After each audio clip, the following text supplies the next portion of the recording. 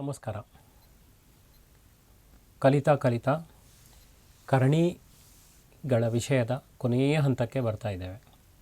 ಇದರ ಕೊನೆಯ ಅಂಶಗಳಂತ ಹೇಳಿದರೆ ಅದರ ಕರ್ಣೀಕಾರಕ ಅಥವಾ ಸಂಯುಗ್ಮಿ ಅಂತ ಹೆಸರು. ನೆನಪು ಮಾಡ್ತಾ ನಮ್ಮ ಹಿಂದಿನ ಅವಧಿಗಳನ್ನು ಮೆಲುಕು ಹಾಕ್ತಾ ಹೋದರೆ ಸಂಕಲನ, ವ್ಯವಕಲನ, ಗುಣಾಕಾರ ಮತ್ತು ದ್ವೀಪದ ಕರಣಿಗಳ ಗುಣಾಕಾರ ಇದಿಷ್ಟನ್ನು ಕಲಿತದ್ದು ನೆನಪು ಮಾಡಿ. ಅದರೊಟ್ಟಿಗೆ ಕರಣಿಗಳ ರೂಪದಿಂದ ಘಾತ ರೂಪದಿಂದ ಕರಣಿ ರೂಪಕ್ಕೆ ಬರುವಂಥ ಅದನ್ನು ತರುವಂಥ ವಿಷಯವನ್ನು ಮೆಲುಕು ಹಾಕೋಣ. ಇವತ್ತು ನಾವು ಕಲಿಯುವಂಥ ವಿಷಯ ಅಕರಣೀಕಾರಕ ಅಥವಾ ಸಂಯುಗ್ಮಿ. ಇಂಗ್ಲೀಷ್ನಲ್ಲಿ ರ್ಯಾಷನಲೈಸಿಂಗ್ ಫ್ಯಾಕ್ಟರ್ ಆರ್ ಕಾಂಜುಗೇಟ್ ಅಂತ ಕರೀತಾರೆ. ಈಗ √5 ಅಂತ ಬರಿತೇನೆ. ನಮಗೇನಾಗಬೇಕಂದ್ರೆ ಅದು ಪೂರ್ಣಾಂಕ ಆಗಬೇಕು. ಈ ರೂಟ್ ಎಂಬುದು ಹೊರಟು ಹೋಗಿ 5 ಬರಬೇಕು. ಹಾಗೆಯೇ ಯಾವ ಸಂಖ್ಯೆ ಈ √5 5 ಮಾಡ್ತದೆ, ಪೂರ್ಣಾಂಕವನ್ನಾಗಿ ಮಾಡ್ತದೆ ಅಂತ ಪ್ರಶ್ನೆ. ನೋಡ್ತಾ ಇದ್ದೀರಾ? ಆಲೋಚನೆ ಮಾಡಿ. √5 5 ಆಗಬೇಕು. ಗುಣಿಸಬೇಕಾದ ಸಂಖ್ಯೆ ಕೆಲವರು ಹೇಳ್ತಾರೆ 1 ಅಂತ. 1 ಗುಣಿಸಿದರೆ 1 √5 ಆಯಿತು. ಮೂಲವನ್ನು ನೋಡ್ಕೊಳ್ಳಿ. ಹಾಗಾಗಿ 1 ಎಂಬುದು ಆನ್ಸರ್ ಅಲ್ಲ. ಇನ್ನು ಕೆಲವರು ಯೋಚನೆ ಮಾಡ್ತಾರೆ 5 ಅಂತ ಬರೀತಾರೆ. ಇದು ಉತ್ತರ ಆಗ್ತದಾ ಅಂತ ನೋಡಿ. ಇಲ್ಲಿ ಏನಾಗುತ್ತೆ? 5 ಪೂರ್ಣಾಂಕ, ಇದು ಕರಣಿ, ಗುಣಿಸುವಾಗ 5 √5 ಆಯಿತು. ನಮಗೆ ಬರಬೇಕಾದ್ದು 5. ಹಾಗಾಗಿ 5 ಸಾಧ್ಯ ಇಲ್ಲ ಅಂತ ಗೊತ್ತಾಯ್ತು ನಮಗೆ.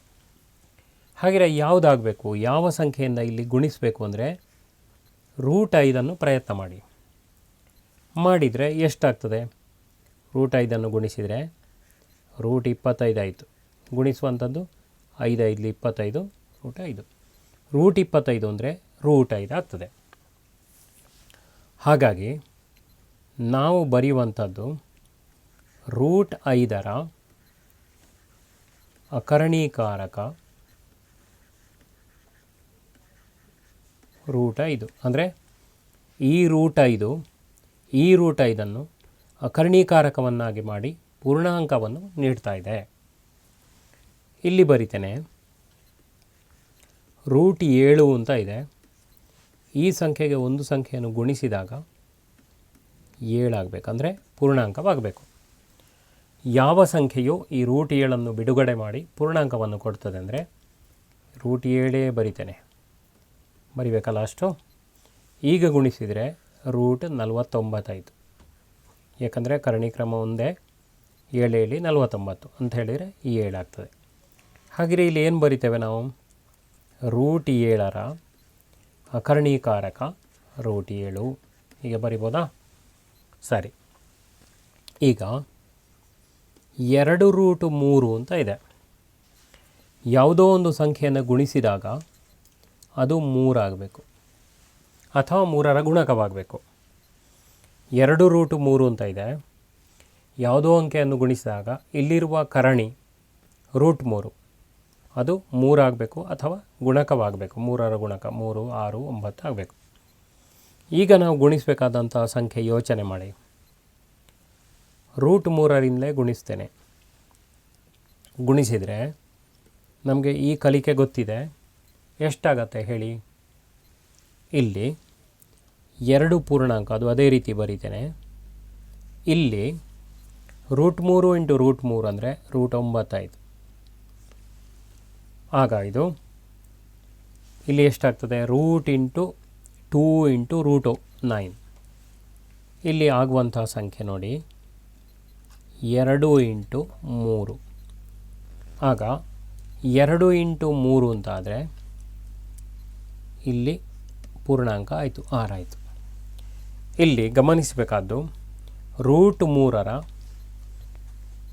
ಗುಣಿಸಿದಾಗ √3ರಿಂದ ಗುಣಿಸಿದಾಗ 6 ಆಗ್ತದೆ, ಪೂರ್ಣಾಂಕ ಲಭ್ಯವಾಗ್ತದೆ. ಹಾಗಾಗಿ ಇಲ್ಲಿ ಬರೆಯುವಂಥದ್ದು √2√3 ಕೊಟ್ಟ ಪ್ರಶ್ನೆ. ಇದರ ಕರ್ಣೀಕಾರಕ √3. ಹಾಗಿದ್ರೆ ಇದನ್ನು ಹೇಗೆ ನೆನಪಿಟ್ಕೊಳ್ಬೇಕು ಅಂತ ಇದ್ದರೆ, ಪೂರ್ಣಾಂಕ ಇದ್ದರೆ ಮತ್ತೊಂದು ಕರಣಿ ಇದ್ದಾಗ ಪೂರ್ಣಾಂಕವನ್ನು ಬಿಟ್ಟು ಕರಣಿಯನ್ನು ನೆನಪಾಡೋದು, ಸರಳ ಮಾತ್ರ ನೆನಪಿಟ್ಕೊಳ್ಬೇಕಾದ್ರು. ಸರಿ, ಈಗ ಇನ್ನೊಂದು ಮುಖ್ಯವಾದ ಪ್ರಶ್ನೆ, ಎ ಪ್ಲಸ್ ಬಿ ಯಾವ ಅಂಕೆಯನ್ನು ಗುಣಿಸಿದಾಗ ಅದು ಪೂರ್ಣಾಂಕವಾಗ್ತದೆ? This is the question. ಇಲ್ಲಿ ರೂಟ್ ಎ ಪ್ಲಸ್ ಬಿ ಗುಣಿಸಿದಾಗ ಗುಣಿಸಬೇಕಾಗಿರುವ ಸಂಖ್ಯೆ ಅಥವಾ ಅಕರ್ಣೀಕಾರಕ ರೂಟ್ ಎ ಪ್ಲಸ್ ಬಿ. ಹೀಗೆ ಗುಣಿಸಿದರೆ ಎಷ್ಟಾಯಿತು ನಿಮಗೆ ಗೊತ್ತಿದೆ. ಒಂದು ಸಂಖ್ಯೆ 2 ಸಲ ಇದ್ದರೆ root A plus B whole square ಆಗ್ತದೆ. ಆಗ ನಿಮಗೆ ಗೊತ್ತಿದೆ ರೂಟ್, ಸ್ಕ್ವೇರ್ ರೂಟ್ ಮತ್ತು ಸ್ಕ್ವೇರ್ ಕ್ಯಾನ್ಸಲ್ ಆಗ್ತದೆ. ಆಗ ಉಳಿದದ್ದು ಪೂರ್ಣಾಂಕ ಎ ಪ್ಲಸ್ ಬಿ. ಹಾಗೆ ನಾವು ಏನು ಬರಿತೇವೆ? ರೂಟ್ ಎ ಪ್ಲಸ್ ಬಿ ಯ ಸಂಯೋಗ್ಮಿ ರೂಟ್ ಎ ಪ್ಲಸ್ ಬಿ. ಹಾಗೆ ನಾವು ನೇರವಾಗಿ ಉತ್ತರ ಬರಿಬೋದು, ಇದನ್ನು ಗುಣಿಸಬೇಕಾಗಿಲ್ಲ. ಇಲ್ಲಿ ರೂಟ್ ಎಕ್ಸ್ ಮೈನಸ್ ವೈ ಇದು ಏಕಪದ, ಇದರ ಅಕರ್ಣೀಕಾರಕ ರೂಟ್ ಎಕ್ಸ್ ಮೈನಸ್ ವೈ. ಹಾಗಾಗಿ ನಾವೀಗ ಏನು ತಿಳ್ಕೊಂಡೇವಂದರೆ, ಏಕಪದ ಕರಣಿಯಲ್ಲಿ ಅದರ ಅಕರ್ಣೀಕಾರಕ ಅಥವಾ ಸಂಯುಗ್ಮಿಯು ಅದೇ ಆಗಿರ್ತದೆ. ಪೂರ್ಣಾಂಕವಿದ್ದಾಗ ಪೂರ್ಣಾಂಕವನ್ನು ಬಿಟ್ಟು ಕರಣಿಯನ್ನು ಬರೆಯುವಂಥದ್ದಾಗಿರುತ್ತದೆ.